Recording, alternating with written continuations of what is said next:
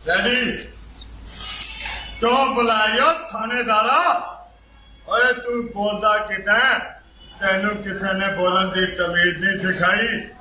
बड़ी तमीज सी दुनिया ने लीरो लीर कर दी है। अख नीवी कर अख नीवी करने वाला कोई कम ही नहीं किया साहब। वैर चौधरी बादशाह तेरे नाले कम सी थाना पटवाना ही सलाम करना तेनू रानी बाई नू। होश कर थानेदारा, थानेदार नहीं कंजरिया दा रिश्तेदार लगे हैं। मुछ नू गुत अगे चुकान लगे थानेदारा।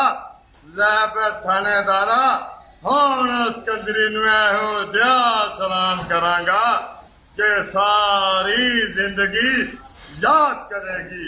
हा हा हा। और तेरे नालों तो मिट्टी का पावा चंगा।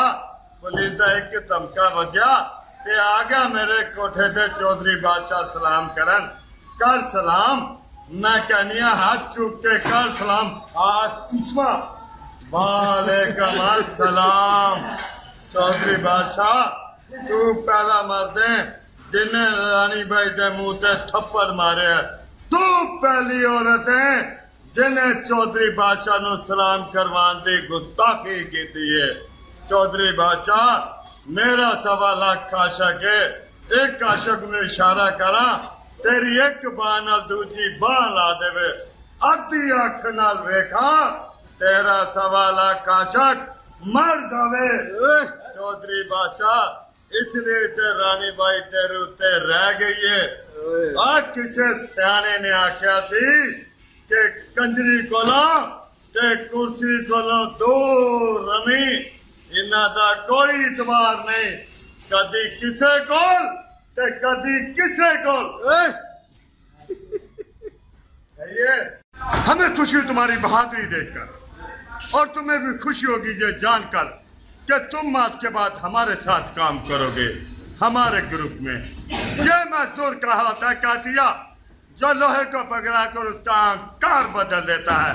ये ताकत खून पसीने की रोटी की कमाई हुई की है। मुझे किसी के टुकड़ों पर पलने की जरूरत नहीं। वहाँ गली में कीड़े मकोड़ों की तरह रहने से बेहतर है कि यहाँ आके मर्दों में रहो शेर की तरह। पिंजरे में आके शेर भी कुत्ता बन जाता है। कातिया तू क्या चाहता मैं तेरे यहाँ कुत्ता बन के रहूं? तू कहे भाकू, तू कहे काटू तो क्या हुआ? हमारे साथ रहोगे इज्जत होगी, इनाम मिलेंगे, रुपया पैसा मिलेगा, लोग तुमसे डरने लगेंगे। दूसरों को डरा के वो जीता कातिया जिसकी हड्डियों में पानी भरा। मत बनने का इतना ही शौक है तो कुत्तों का सहारा लेना छोड़ दे कातिया। इसकी मौत सोचनी पड़ेगी, सोचनी पड़ेगी। ये चीज